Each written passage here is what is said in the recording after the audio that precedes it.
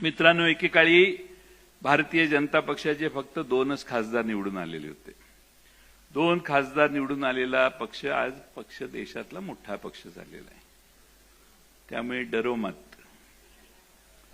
आपण सगळे ताकदीनं कामाला लागलो तर या राज्याची ही लढाई आपण पुन्हा जिंकू शकतो असा मला विश्वास आहे.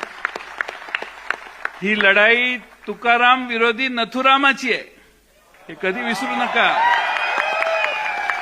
आम्ही तुकाराम महाराजांच्या विचाराचे आहोत. तुकाराम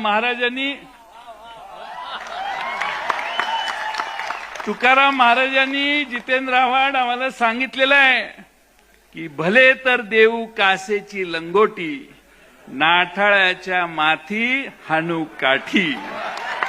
आणि म्हणून यापुढे रस्त्यावर उतरण्याची भूमिका आहे.